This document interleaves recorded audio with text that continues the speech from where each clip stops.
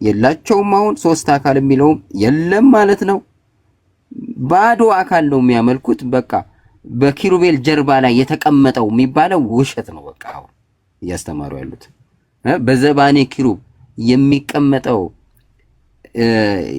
ተብሎ የተዘመረለት ሁሉ ውሸት እየሆነ ነው ያለው። ምክንያቱም የሚቀመጥ አምላክ የለም እነሱ ጋር አይቀመጥም። እግዚአብሔር ገባ ግን ተቀምጧል ትክክለኛ እና ይሄን ክደት አንተ ጥሩ ሂድበት። አንዳንዴ እንደነሱ ደንገር አታርግባቸው። ኢምራንዬ እኔ ብመክርህ እውነቴን ነው የምልህ ከእግዚአብሔርም ዋጋ ታገኛለህ።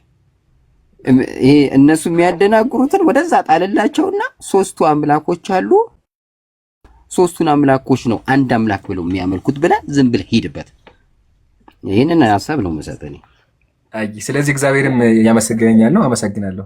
አዎ ስማኝ ማጋሁን ስትናገር መሀል ላይ እግዚአብሔር ተቀምጧል ብለህ ነበርና እግዚአብሔር ተቀምጧል አይደለ? አዎ ዙፋኑ ላይ ይቀመጣል። ከኔ ጋር ይቀመጥ ዘንድ ሰጠዋለሁ በእኔ ያመነም ይላል እኮ ራእይ 3:22 እውነት ነው። ከአባቴ ጋር እኔ እንደተቀመጥኩ እንደማን ናቸው ይቀመጥ ዘንድ ሰጠዋለሁ እያለ እግዚአብሔር አይቀመጥም፣ አይነሳም፣ አይቀመጥም ይሉላል። ቀልም ያለ ከሃዲዎች ናቸው። እና እነዚህን ጥሩ አድርጋችሁ እንትን እያላችኋቸው ነው። እኔን አሁን ልክ እንደ ግለሰብ እንደ ተራ እንደ ሙስሊም ያስቆጠሩ ምዕመኑ እውነት እንዳያውቅ እያደረጉ ነው። ስላሴ ግን ራሱን አይክድም። ስለ ራሱ ማነው እውነት የሰበከውን ያውቃል። ስለዚህ አንተ ከሁለቱም ማታጣ የእውነት ሰው መሆን ትችላለህ ማለት ነው። ግዴታ ያው ስላሴን ማመን ላይጠበቅብህ ይችላል። ግን እውነትን መናገር ራሱ ከፈጣሪ ዋጋ ያስገኛል። እሺ እናመሰግናለን። ዋናው ግን እግዚአብሔር እንደሚቀመጥ በደንብ ሰምታችኋል። እውነተኛው እናመሰግናለን። እውነታው ይሄ ነው። እሺ ወገኖቻችን እግዚአብሔር ይቀመጣል። የሚሸከሙት ደግሞ እንዴ የት ገቡ? እዚህ ጋር ነበሩ እኮ እዚህ ጋር ላም አለ፣ ሰው አለ፣ አንበሳና በሬ ናቸው የሚሸከሙት። ኪሩቤል ይባላሉ። በስማቸው ኪሩቤል ተብሎ ይቀመጥ ይነገርላቸዋል። ኪሩቤል ይባላሉ። ሁለቱ ሱራፌል ይባላሉ። እናመሰግናለን። አክሲማሮስ መጽሐፍ ላይ ከኪሩቤል ሁለቱን አመጣና አያያዛቸው ይላል። ከሱራፌልም አመጣና አያያዛቸው፣ ከዛ በኋላ ዙፋኑን እንዲሸከሙ አረጋቸው ብሎ እኮ በስነ ስርዓት ተጽፏል። እና ዙፋን የሚቀመጥበት ቦታ የለም ይልልሃል። እፎይ መጥቶ ቦታ ስፍራ የሚቀመጥበት የለም በዓለም የሞላ ነው ይልልሃል። በዓለም የሞላ ነው ማለት ለሱ ዙፋን ላይ አይቀመጥም። ምክንያቱም የሆነ ቦታ ከተቀመጠ እግዚአብሔር ሌላ ቦታ አይኖርም ለሱ ለእፎይ ማለት ነው። እና ለመሰሎቻቸው የሱ ልጆች ማለት ነው። እዚህ ጋር አሁን ከኔ ጋር እግዚአብሔር መጥቶ ያወራል ከፈለገ። እዚህ ጋር ከኔ ጋር ካወራ እዛ የለም፣ ከመላእክት ጋር የለም። መላእክት ያጡታል፣ ይፈልጉታል እኔ ጋር ስለመጣ። ለእነሱ እንደዚህ ነው የሚያስቡት። እንደዚህ አይነት ሰዎች ናቸው። እና አይቀመጥም ምናምን የሚሉት እንደ ሰው ስለሚቆጥሩት ነው። እና ቴንክ ያው ተቀምጠውም አለ። ለማንኛውም እግዚአብሔር ይቀመጣል፣ አካልም አለው። እናመሰግናለን። እውነተኛው እንግዲህ ያው ህዝቡ እየነቃ ነው ያለው ያጀማ። እኛም ስንት ዓመት አስተማርነው ይሄ ነው። በቃ እግዚአብሔር አካል አለው ይቀመጣል ብለን ብዙ ማስረጃዎች ጠቅሰን አሳይተናል። ሶስት አካልም እንደሆነ አስተምረናል። ወገናችን ደግሞ ያመስክሯል። እሱም አንብቦ በማስረጃ አድርጎ ሞግቷቸዋልም። ኢንሻአላህ አሁንም ቀጥሎ ደግሞ እያንዳንዱ ክርስቲያን እውነታው እንዲመሰክር እናደርገዋለን። ታውታው አድርጎ ያጀማ 3 ሚሊዮን ታብታብ አስገቡት። እሺ ስታር ሰላም ብያለሁ። ሆነ ተከናወነ። ኮሜንት ላይ ጉድ ላይ ብላችሁ ጻፉ። ስታር አለ። እሺ አውርጄሃለሁ። እሺ መሲያ ይሰማል? መሳያ አለው። መሲያ እንደዚያ ጻፍ ማየት ትቀራለች። እሺ ከየት ቤተ እምነት ነህ? እኔ ሙስሊም ነኝ። ሰላም አለይኩም። ወአለይኩም ሰላም ወራህመቱላህ። እሺ ምን እንታዘዝ? ምንም አይ ያዳመጥኳችሁን ደስ ብሎ ነው። ያንተ ርዕስና ውይይት ያመጣው ርዕስ በእነሱ ላይ እኔ ሰላምቴ ነኝ። ባይዘው ሰማይ ይሰማል። ማሻአላህ እንኳን አላህ ወደ ብርሃን አመጣ። አሜን አሜን አሜን። እና ደስ ይላል። ሌላውንም ወደ ብርሃን እንድታመጣ እያመጣክም እንደሆነ እርግጠኛ ነኝ። አላህ ይርዳ አንተንም ወንድሜ። አሪፍ ርዕስን ያነሳው እንዲህ ሶሻል ሚዲያ እንደዚህ አይነት ነገር መቅረቡ ደስ ይላል። ብዙዎቹ ወጣቶች ምኑ ጨለማ ውስጥ ነው ያሉት። እናመሰግናለን። ኢንሻላህ በዱዓ አትርሳን። አላህ ያክብርልን። አሜን አንተም ደግሞ አላህ ወደ ብርሃን አመጣ። አላህ ብርሃኑን ላይ ያጽና። አሜን። ማሻአላህ ሰለምቶች ወላሂ በጣም እየበዙ ነው ያሉት። አልሐምዱሊላህ ከዚህ በላይ ደስታ የለም። የኛ የስራችን ደግሞ ይሄ ነው። ሰው ሰልሞ ስለ እስልምና አውቆ ሙስሊም ሆኖ እንዲሁ ሙስሊም ሆኖ በዲኑ ጠንክሮ ማየት ለኛ ስኬት ነውና አልሐምዱሊላህ ብዙ ሙስሊሞች እንደተነከራችሁ እና ብዙ ሰለምቶች እንዳሉ እናውቃለንና አልሐምዱሊላህ በጣም ደስ ይላል። አሁንም ደግሞ አላህ ያብዛል።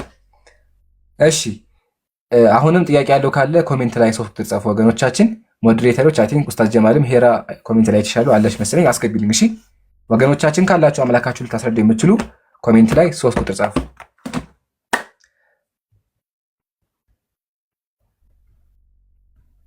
ከዛ እንቀጥላለን ማለት ነው።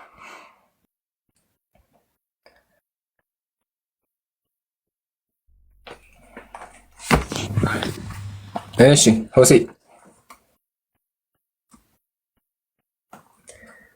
ሆሴ ሰላም ነው አለ። ስማኝ እኔ ካንተ የሚመችኝ ነገር ልንገርህ። አንደኛ በየቀኑ አለ፣ ሁልጊዜ አለ፣ ሁልጊዜ ታዳምጣለህ። በጣም ጥሩ ነገር ነው። አላህ ሂዳያ ይስጥህ። ሁለተኛ ደግሞ ኮሜንት ላይ የምጽፋት ነገር አለች። ሰላም ለዓለም ህዝብ ትላለህና ሰላም መመኘትህ ጥሩ ነው። እኛም ሰላምን አግኙ፣ ወደ ሰላሙ ኑ፣ አልኢስላሙ ሁወ ሰላም፣ ኢስላም ሰላም ነው ብለህ እየተጠራን ያለውና ኮሜንት ላይ የምጽፋት ነገር ልብ ትነካለች እና አንተም አላህ ወደ ሰላም ያምጣ። እሺ አሁን አንተንም ያምጣ። እሺ አመሰግናለሁ። አንተ ያጽናህ ነው የሚባለው። አንተን ያጽናህ ኢንሻአላህ። አላህ ያጽናህ ሰላሙ ላይ። እሺ ጥያቄ ነበረችኝ። አቅርብ ጥያቄህን።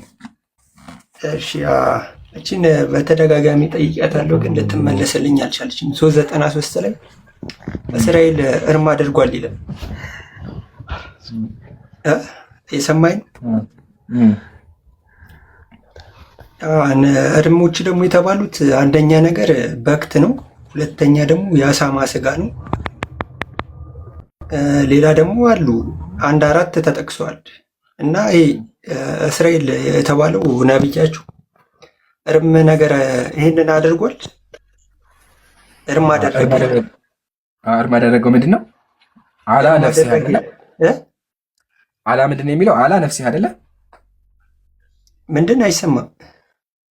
የሚያደረገው ማለት ነው ራሱ ላይ አይደለ የሚያደርገው? ራሱ ላይ የሚሆን ምን የሚሆን እርም አድርጓል ነው የሚለው። እሺ አሁን ጥያቄ ምንድን ነው? እርም ደግሞ ጥሩ ያልሆነ የተከለከለ ነገር። እሺ ቀጥል። ስለዚህ የተከለከለ ነገር እንዴት ያደርጋል ነው። አሁን በክት ከእርም ውስጥ ነው የሚመደቡ፣ የአሳማ ስጋ ከዛ ውስጥ ነው የሚመደቡ እና በል ይላል። እርም ነገር እንዳደረገ ይነገራል። እዛ አልገባህም እኮ ፖይንቱ። ቁርአን በትክክል አንበብኩም። አየህ አንብቤዋለሁ። መክፈት ትችላለህ። አይ እንከፍተዋለን። ክፈትለት። ሱረቱ ኢምራን ቁጥር 93 ላይ ክፈትለት። ምንም አያስፈልግም። እዛው መልሰዋለህ። የማንበብ ችግር ነው። ኢስማኤል አለይሂ ሰላም ወይም ደግሞ እስራኤል አለይሂ ሰላም እርም ያደረገው ራሱ ላይ ነው። ራሱ ላይ ምን ያደረገ? የግመል ስጋ አልበላም ብሎ እርም አደረገ። ማን? የለም የግመል ስጋ ነው የለም። ወይስ አሳይካለሁ። መጀመሪያ እንመከተው። እሺ ተውራት ከመውረዷ በፊት ይላል። በደምብ ተመከተው። ተውራት ከመውረዷ በፊት እስራኤል በራሱ ላይ እርም ካደረገው ነገር በስተቀር አለ። እርም ካደረገው ነገር በስተቀር ምግብ ሁሉ ለእስራኤል ልጆች ተፈቀደ። እስራኤላዎች የፈለጉትን ምግብ እንዲበሉ አላህ ፈቀደላቸው። ምን ሲቀር? ያዕቁብ አለይሂ ሰላም ራሱ ላይ እርም ያደረገው ሲቀር አሉ። እሺ እርም ምንድነው? እኔ አልበላም ብሎ ራሱ ላይ ከለከለ። ራሱ ላይ የከለከለው ነገር ምንድነው? ገባ? እንደዛ ካልክም አሁን ለምሳሌ አላህ እርም ያደርጋል ይባላል። እርም ነገር ልስጥክ። አላህ እርም ያደርጋል ታዲያ እስቲ ያሳየኝ። እሺ ተፈቅደ ሱረቱል አዕራፍ ቁጥር 33 እርም ነገር አድርጓል። እስቲ እንዴ እንመልከታ። ይሄን አታውቅም እንዴ? እስከ አንተ ስንት ጊዜ እኛ ጋር ቆይተህ ነው? ወደ ላይ ወንድሜ አዕራፍ ላይ ነው። ያው እዚህ ቁጥር 7 ቁጥር 33 ቁል ኢነማ ሐረመ ረቢየ አልፈዋሒሽ ይላል። እስኪ ያውጣልን። ያው ጌታዬ እርም ያደረገው መጥፎ ስራዎችን ነው ይላል። አይደለ? አላህ እርም ያደረገው ምንድን ነው? እስቲ እንትኑ ሱረቱል አዕራፍ ቁጥር 33 ሶሪ። ኦኬ እሺ። በቃ ስለዚህ እርም አላህ እንዴ እኔዋ አይው ጌታዬ እርም ያደረገው መጥፎ ስራዎችን ነው። ከእሷ የተገለጸውን የተደበቀውን መበደልን፣ በእርሱም ማስረጃ ያላቸውን ማጋራት፣ በአላህ ላይ የማታውቁት መናገር ነው በላቸዋል። እርም አደረገ ማለት ምን ማለት ነው? እዚህ ጋር ከለከለ ማለት ነው። ከለከለ እርም አታድርጉ እኮ ይላል። እርም አታድርጉ የት ነው እንደዛ የሚለው? እርም ነገር አታድርጉ አይልም። እርም ነገር አታድርጉ የተከለከለ ነገር አታድርጉ ማለት ነው እኮ። ታዲያ እዚህ ጋር እኮ እርም ያደረጉ ይላል። አላህ ያደረገ ነገር ያደረገው እኮ እያለ ነው። አላህ ምን ከለከለ? አላህ የተከለከለ ያደረገ መጥፎ ስራዎችን አላህ የተከለከለ ያደረገ መጥፎ ስራዎችን ከለከለ። እንደዛ እኮ አይደለም የሚለው እዚህ ጋር እርም ያደረገው ማለት የተከለከለ። እርም ትርጉሙ ምንድን ነው? እርም ማለት መከልከል ወይም ደግሞ ማስቆም ማለት ነው። እሺ ትርጉሙ አላህ ምን እርም አደረገ? እስቀጥል አንብበው። እርም ያደረገው ምንድን ነው? መጥፎ ስራዎችን ነው ይላል። ስለዚህ አላህ ትርጉሙ ምንድን ነው? እዚህ ጋር አንዴ መከልከል አሉ መከልከልና ማስቆም እኮ መጥፎን ነገርም ማለት ነው አይደለም። መጥፎ ነገር አላህ እርም አደረገ። መጥፎ ነገር ማለት መጥፎ ነገር ማለት አይደለም። እሺ በክት አሁን እርም ነገር አይደለም። እርም አታድርጉ ማለት አምላክ የከለከለው ማለት ነው። በክት አላህ የከለከለው አትብሉ እኮ መጥፎ ነገር ነው ታዲያ። አይደለም እርም ማለት መጥፎ ነገር ማለት አይደለም። ከየት ያመጣህ እንደዛ ተብሎ? በቃ ችግር እዚህ ጋር ነው አይደለም። አይ እዚህ ጋር ያልገባ ነገር ይሄ ነው። አንደኛው ነገር ስማ፣ እርም የተባለ ቆይ ልንገርህ አንዳቸው። እርም ማለት በአማርኛ ትርጉም የተከለከለ ማለት ነው። በአረብኛ ደግሞ ሐረመ ይለዋል። ሐረመ ማለት የከለከለ ማለት ነው። የተከለከለ ስለዚህ የተከለከለ ማለት ትርጉሙ ሁሉም መጥፎ ነው ማለት ሳይሆን አላህ ከልክሎታል ነው። ኦኬ ምሳሌ አላህ ምን ከለከለ? ጾምን አካትሮ መጾም ከለከለ፣ ሐራም ነው፣ እርም ሆነ ይባላል። ስለዚህ እርም ማለት አንተ እንዳልከው ወንጀል ማለት ትርጉሙ ሳይሆን አላህ የከለከለው ማለት ነው። ግን ትክክል የምትሆን ምንድነው? አላህ መጥፎ ነገር ይከለክላል። አሁን ቀጥሎ ምን አለ? ጌታዬ እርም ያደረገው አለ። ጌታዬ የከለከለው ምንድነው? መጥፎ ስራዎችን ነው። ስለዚህ አላህ መጥፎ ስራዎችን ከለከለ። ቀጥሎሳ ከእርሱ የተገለጸውን የተደበቀውን ኃጢአትንም ግልጽ እርም አደረገ። ከዛ ያላግባብን መበደልን ደግሞ እርም አደረገ። ስለዚህ እርም ማለት መከልከል፣ ማስቆም፣ ሐራም ማድረግ ማለት ነው። እሺ ስለዚህ አላህ ምን ሐራም አደረገ? መጥፎ ነገርን ከለከለ። እዛም ላይ ደግሞ ያዕቁብ አለይሂ ሰላም ምን አደረገ? የግመሎችን ስጋ እርም አደረገ። እኔ አልበላም ማለት ራሱ ላይ ምን አደረገ? እርም አደረገ። እኔ አልበላም ማለት ገባ? ስማሽ አሁን የአሳማ ስጋ በክቶች ምንድን ነው የሚባሉት? እርም አይደለም የሚባሉት? እርማት የተከለከለ ማለት አምላክ የከለከላቸው መጥፎ ነገር ማለት ነው። የተከለከለ አይደለም መጥፎ ነገር ነው። እሺ መጥፎ ነገር ማለት እንደሆነ እርም ማለት መጥፎ ነገር ማለት እንደሆነ ማስረጃ።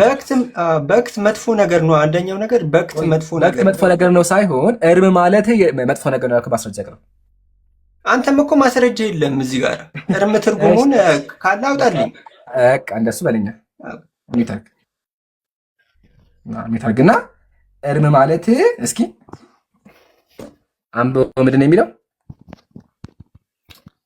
ኬስ ነው ያመጣው ይሄ ያው አምሃሪክ ዲክሽነሪ ያው አምሃሪክ ዲክሽነሪ እስኪ አንብበው።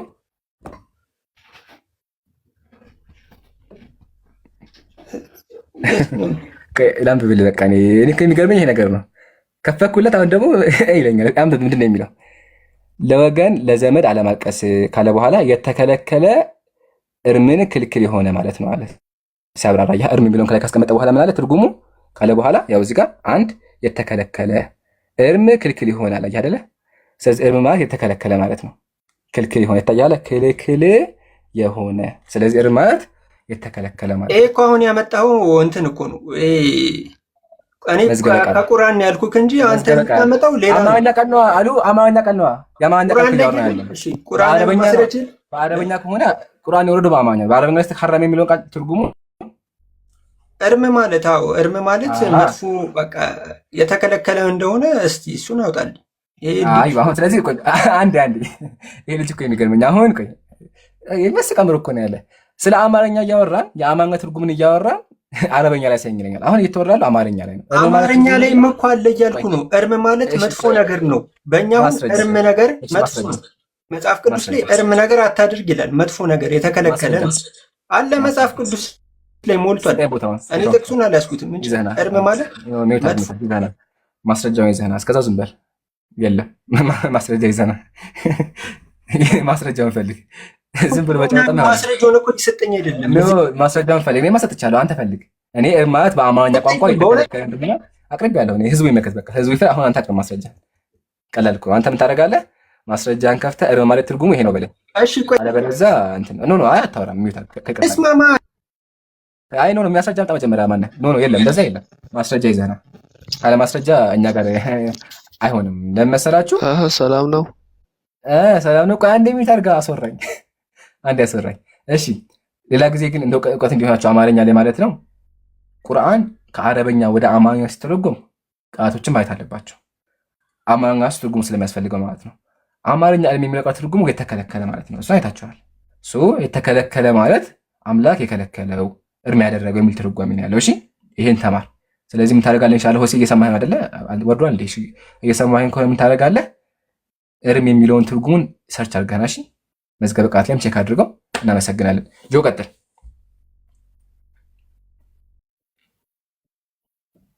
ሰላም ነው ጆ?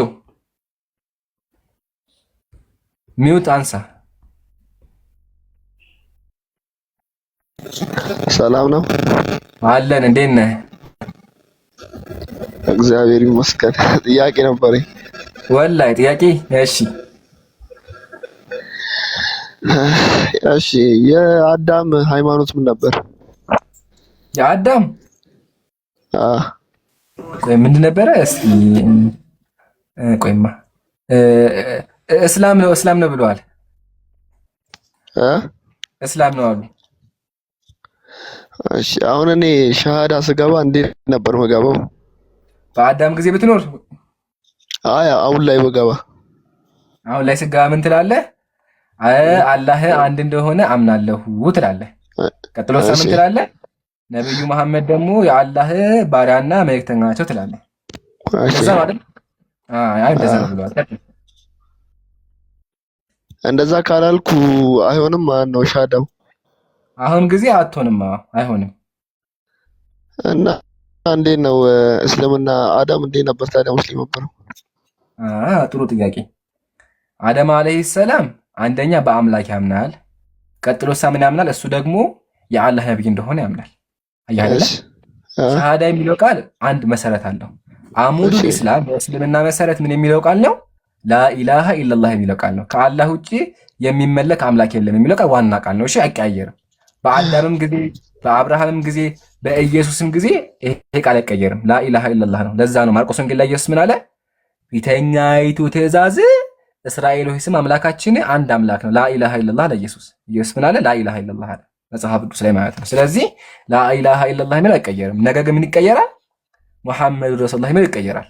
ነብዩ መሐመድ የተላኩት አሁን ነው። ስለዚህ አሁን ስለተላኩ ምን ትላለህ አንተ? አምላክ በነብዩ በኩል እንዳናገረኝ ነብዩን ለኔ መልእክተኛ አድርጎ እንደላከልኝ አምናለሁ ትላለህ። በሙሴ ጊዜ ደግሞ ከሆነ የነበርከው ምን ትላለህ?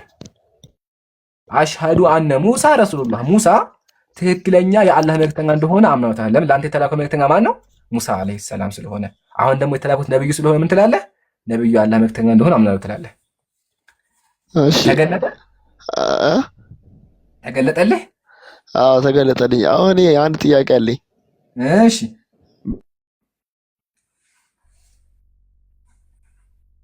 በኢሳ እንደመጣ ምናምን ታምናላችሁ? እንደመጣ ኢሳ የሚባለው የማርያም ልጅ ወንዱ? እንዴ ያው መጥቷል። እሺ መሞቱን ግን አታምኑ? ወደፊት ነው የሚሞተው እኮ። ሞተ ኢየሱስ አልሞተም ነበር? ሞተ፣ ወደ ሰማይ እኮ አረገ። እሺ ይቅርታ ግን አንተ ተምራል? ይሄ አካዳሚክ ትምህርት? እሺ እንዲህ አጣርታ አታውቅም? ስለ አርኪኦሎጂ ምናምን ይሄ ስለነበረው ምርምር ምናምን ስለ ኢየሱስ አጣርታ ታውቃለህ? አጣራሁኝ እኮ አጣርቼ ነበር። ይገርምሃል። እና ምንድን ነው የሚለው? ኤግዚስት አያደርግም ነበር እሱ ያኔ? ምን አሉ መሰለህ? ኢየሱስ የሚባል ሰው ነው የተሰቀለ፣ የዓይን እማኝ የለም፣ ተሰቀለ የሚሉት እነ ጳውሎስ ናቸው አሉ። ቀጥሎሳ ምን አሉ? ኢየሱስ መጽሐፉ እንደሚናገረው ከሆነ ወደ ሰማይ አድርጓል ሳይገደል አሉ። እና ደግሞ ያገኘነው ከመጽሐፍ ቅዱስ ነው። ኢየሱስ ፍቃደኛ አልነበረም፣ እያለቀሰ ነበረ። አምላክ ደግሞ ጥሪውን ሰማውና አዳነው አሉ ቄሶቹ፣ መጽሐፎቹ። ማን ነው እንደዛ ያለው? መጽሐፉ ባይብል እ እያለቀሰ ነበር። እያለቀሰ እየጮህ እያለቀሰ ነበር ኢየሱስ እንባ ምን ብሎ ነበር። አምላኬ አድነኝ እያለ እንደዛ ብሏል በአፉ አድነኝ እያለ ይጮህ ነበር፣ እያለቀሰ ነበር። እንባ በእንባ ብታዩ። እሺ ስለዚህ አሁን ጎግል ላይ ምናምን ላይ ገብተህ ብትሰርች ብታገኘው እንትን የለም ማለት ነው ስለ ኢየሱስ መሰቀል። ጎግል ሳይሆን መጽሐፍ ነው ያልኩት። አሁን መጽሐፍ ላይ እንጨረስ መጀመሪያ። አሁን ስማኝ፣ ኢየሱስ ማለት ነው የኢየሱስ እንባው ራሱ የምታየው እንትን የደም ጠብታ ነበር የሚያክል ጠብ ጠብ እያለ አምላኬ እባክህ ይጮህ ነበረ። እንደዚህ እያለ ማለት ነው ኢየሱስ እንደዚህ በቃ እያለቀሰ ነበረ። እና ምን አሉ? አምላኬ ሰምቶታል። ይጮህ ነበር። አምላኬ እያለ ይጮህ ነበር። አምላኬ እያለ ሲጮህ ነበር። ኢየሱስ ይጮሃል እንደዛ አምላኬ እያለ አድነኝ እያለ ይጮህ አይደለ? እና አምላክ አልሰማም ነው የምትለኝ አንተ? እንደዛ ብሎ ጮኸ ኢየሱስ አምላኬ አድነኝ እያለ ጮኸ። በጣም እኔ አንድ ጥያቄ አለኝ ከሁሉም በቃ ይሄን ብቻ መልስልኝና ማን ነው? ቆይ ይሄን መልስልኝ አጆ መጀመሪያ ኢየሱስ እየጮህና ያለቀሰ አምላኬ አድነኝ ብሎ ጮሆ የምትለኝ አምላክ አልሰማውም ነው? እኔ እንጃ አልተረዳሁትም። በል እንመልከተዋ። እግዚአብሔር ተመልከት ይባላል። እግዚአብሔር ምን አለ መዝሙረ ዳዊት ላይ ይጠራኛል፣ እመልስለታለሁ፣ በመከራው ጊዜ ከእርሱ ጋር እሆናለሁ፣ አድነዋለሁ፣ አከብረዋለሁ አለ። እሺ እግዚአብሔር ምን አለ? ኢየሱስ ይጠራኛል፣ መጥቶ እየጮኸ እግዚአብሔር እግዚአብሔር ይላል። ከዛ እሱ እመልስለታለሁ፣ አድነዋለሁ አለ። አየህ አይደለ? እግዚአብሔር አድነዋለሁ አለ። አሁን ጥያቄ ጆ ኢየሱስ እየጮኸና እያለቀሰ አምላኩን አድነኝ ብሎ ጸልየዋል? አሁን ትክክል ነው። ጸልየዋል? ኢየሱስ እየጮኸ አድነኝ ብሎ ምን ብሎ አድነኝ እያለ እኔ አላየሁም። እዛ ጋር ላሳየህ። ዕብራውያን ምዕራፍ 5 ላይ ተመልከት። ምን ይላል መሰለህ? እርሱም ኢየሱስ አለ በሥጋው ወራት ከሞት ሊያድነው ወደሚችል ከብርቱ ጩኸት። አየህ ኢየሱስ ማደረገ በብርቱ ጩኸት እየጮኸ ከእንባ ጋር ጸሎትና ምልጃ አቀረበ። እየጮኸና እያለቀሰ አምላኬ አድነኝ ያለ ጮኸ ይላል። ከዛሳ እግዚአብሔርንም ስለ መፍራቱ ተሰማለት ይላል። እግዚአብሔር ሰማው። ስለዚህ እግዚአብሔር ያደረገው አዳነው ማለት ነው። እዚህ ጋር እግዚአብሔር ምንድን ያለው?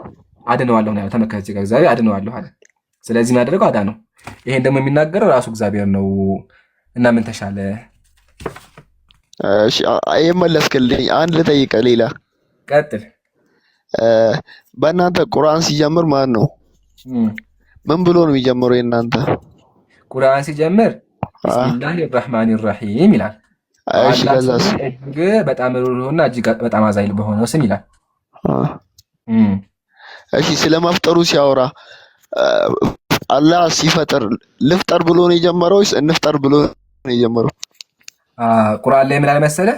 ወኢዝ ቃለ ረቡከ ሊልመላኢከቲ ኢኒ ጃኢሉን ፊል አርዲ ኸሊፋ። አላህም ለመላእክቶች ምን አላቸው? እኔ በምድር ላይ ሰውን ፈጣሪ ነኝ አላቸው። እፈጥራለሁ አለ። እሺ ተመለሰልህ? ሱረቱል በቀራ ላይ አለ። ላውጣልህ? እሺ አሁን የምለው የቁርአን አይደለም እስልምና ጀመረ የሚባለው ማን ነው? ቁርአን የወረደው በ500 ምናምን አካባቢ ነው። 600 ውስጥ ነው። እሺ ባይብል ደግሞ ከዛ በፊት ነው የተጻፈው። ታውቃለህ መሰለኝ። ከሱ በፊት ደግሞ የአይሁዳውያን መጽሐፍ አለ። ከዛ ደግሞ የጣዖት አምላኪያን መጽሐፍ አለ። እንዲሁም ደግሞ ህንዶች አሉ። እሱ ገብቶኛል። እሱ ገብቶኛል። እሺ ቀጥል። ከዛ ደግሞ በአጠቃላይ ደግሞ የሆነ አብዛኛው የቁርአን እንትንና የባይብል እንትን ይመሳሰላል። በምን ሎጂክ ታስረዳኛለህ? አሁን ይሄንን ኮፒ እንዳልተደረገ እና ሌላ እንትን ክሬት እንዳልተደረገ በምን እንትን ታስረዳኛለህ? በጥሩ መንገድ አስረዳሃለሁ። ቆይ አይደለም፣ አንድ አብዛኛው ታሪክ ይመሳሰላል ከይሄ ብሉይ ኪዳን ማለት ነው። አብዛኛው ማጆሪቲው ይመሳሰላል። እሺ ከዛ እናንተም ደግሞ በኢየሱስ እንትን ማለት ታምናላችሁ። ከዛ ኢየሱስ ሲመጣ ደግሞ እዚህ በምድር ሲመላለስ ያስተማረውና ነብይ መሐመድ ደግሞ በዚህ ዓለም ሲኖር ያስተማረው ነገር አንዱ አይመሳሰልም። ማለት እንትን አክት ያደረጉበት መንገድ ምኑም አይገናኝም። ታውቃለህ? ልመልስ። አስረዘምክብኝ። እሺ ልመልስ። እሺ መጀመሪያ አንድ ነገር ይመሳሰላል። ከተመሳሰለ ኮሮጃ የምትል ከሆነ በጣም አመሰግናለሁ። የተመሳሰለ ነገር የምኮረጅ ከሆነ ምሳሌ እናንተ በስላሴ ታምናላችሁ። እናንተ በስላሴ ያመናችሁት መቼ ነው? ኢየሱስ ከሞተ ከ300 ዓመት በኋላ ያመናችሁት። ከእናንተ በፊት ግን ከ1 ሚሊዮን ዓመት በፊት ህንዳውያን ያው በስላሴ ያምናሉ። ቡም። ስለዚህ ስላሴ የተኮረጀ ነው። የተኮረጀው ከጣዖት አምላኪ ነው ማለት ነው። አንደኛ። ሁለተኛ ደግሞ ነገረ ስቅለት፣ የኢየሱስ መሰቀል፣ እንዲሁም ደግሞ ስለ አምላክ ሰውን መሆን፣ እነዚህ በሙሉ ድሮ ጀምሮ በግሪክ ታሪክ ነበር። ስለዚህ ይሄ በሙሉ የተኮረጀው ከጣዖት አምላኪ ነው ማለት ነው። ትመልስልኛለህ በኋላ። አሁን ደግሞ ወደ እስልምና ልምጣለህ። ነቢዩ መሐመድ ወይም ደግሞ ቁርአን እንዳልኮረጀ የምናውቅበት መንገድ ምንድን ነው? ቁርአን ላይ የሚናገረው አምላካችን ነው። መጽሐፍ ቅዱስ ላይ ደግሞ የሚናገሩት ደግሞ ምንድናቸው? ሰዎች ናቸው። ኦኬ፣ ይሄን ከያዝክ መጀመሪያ ነቢዩ ሰለላሁ ዐለይሂ ወሰለም ምን አይነት ሰው ናቸው ወደሚለው እንመለከት። ነቢዩ መሐመድ ሰለላሁ ዐለይሂ ወሰለም ስብዕናቸው ያማረ የተመሰከረላቸው፣ እንዲሁም ደግሞ ሙሐመዱል አሚን ታማኝ ሙሐመድ ተብሎ የሚታመኑ ናቸው አስቀድሞ ማለት ነው። ቀጥሎ ነቢዩ መሐመድ አነብዩል ኡምይ ናቸው። መጽሐፍን ማንበብ የማይችሉ ማለትም መጽሐፍን ገልጠው የሚያነቡ ይቅርታ ግን ማን ነው? አልጨረስኩም። አንዴ ይስቃል ደግሞ እኮ ነቢዩ መሐመድ መጽሐፍ ማንበብ በጣም ትልቁ። እሺ ጨረሳ። ምን ነካጆ? ጨርስ። ይቅርታ ጨርስ። እሺ ምን ታርጋ ለነገረ መሰለኝ። ኦኬ። ስለዚህ መጽሐፍ ማንበብ የማይችሉ ከሆነ ሊከሩጁ አይችሉም። ሶስተኛ ደግሞ መጽሐፍ ቅዱስ ኦፊሻሊ ወደ አረበኛ የተተረጎመ መቼ ነው ካልን ማስክሪፕቶች የሚያሳዩት ያው ቱ ዘ ኤንድ ኦፍ ዘ ኤስ ሴንቸሪ ነው። 8ኛው ሴንቸሪ ማለቂያ ላይ ነው ይታያል ብዬ አስባለሁ። ነብዩ የነበሩት በ6ኛው ዓመተ ልደት። መጽሐፍ ቅዱስ የተተረጎመ መቼ ነው? በ8ኛው። ታዲያ እንዴት ነው ነብዩ ከሞቱ በኋላ የሚኮረጁት? አወዛገበኝ እኮ አያ አይደለ? ይሄን ያዝ። በመቀጠል ለምን ተመሳሰለ? መጽሐፍ ቅዱስ ላይ ትክክለኛ ታሪክ የሚመስል ነገር አለ ካልከኝ እውነታው ምንድን ነው? ይሄን መጽሐፍ ኦሪት የሚባለውን መጽሐፍ መጀመሪያ ያወረደው አምላክ ነበረ። ለዛ ነው አምላካችን ምን አለ? ኢና አንዘልነ ተውራተ ፊሃ ሁደን ወኑር አለ። እኛ ኦሪትን በውስጧ ብርሃንና መመሪያ ያለባት ሲሆን አወረድናት አለ። ስለዚህ ኦሪትን ያወረደው አላህ ስለሆነ አልፎ አልፎ እውነተኛ ታሪክ አለበት። ታዲያ ምን ተፈጠረ? ነቢዩ ሙሴ ካለፈ በኋላ ቄሶቹ መጥተው ምን ያደረጉ? መጽሐፉን በረዙት። በዛን ጊዜ የነበሩት መምህራን መጽሐፉን ቀየሩት። ስለዚህ መጽሐፍ ቅዱስ የተበረዘ ነገር አለ፣ አልፎ አልፎ ደግሞ እውነት አለ። ምሳሌ በክርስትና ሰለሞን የሚባል ሰው መጣና ምን ጨመረበት? ሰለሞን መጥቶ ምን ጨመረ? እንመለከት። የጨመረው ያው ይሄን ጨመረ። ሰለሞን መጥቶ እህቴ ሙሽራዬ ሆይ ጠጡ ቶችሺ እንዴት ያማሩ ናቸው ጨመረ። ሰለሞን መጥቶ እዚህ ጋር ደግሞ ምን ጨመሩ? ያው ኦሪት ተቃጠለች የሚል ጨመሩ። እንደተቃጠለ አመኑ። እዚህ ጋር ምን ጨመሩ? እግዚአብሔር በእርሷ አሳልፎ ይሰጣችኋል፣ ከተማይቱን ያዙ፣ በእሳት አቃጥሏት ይላል። ስለዚህ ከተማን በእሳት አቃጥሎ ነበር ማለት ነው። ደግሞ በእስልምናችን ነብዩ ምንድን ነው? ላ ዩዓዚቡ ቢና ኢላ ረቡን ናር፣ ሰውን ልጅ በእሳት የሚቀጣው አምላክ ብቻ ነው ብለዋል። እዚህ ጋር ያሳምናል እግዚአብሔር። ሄዳችሁ ሰዎች በቃ ብዙ ይፈቀድላችኋል። ስለዚህ እንደተበረዘ በዚህ አወኩ ማለት ነው። ግን ደግሞ አልፎ አልፎ ምን አለበት? የአብርሃም ታሪክ አለበት፣ የሙሴ ታሪክ አለበት። እነሱ መመዘኛችን ቁርአን ናቸው። ቁርአን ሙሃይሚን ነው። ስለዚህ በቁርአን እየመዘንን እናየዋለን ማለት ነው። ተገለጠ? ምን አልተገለጠልኝም።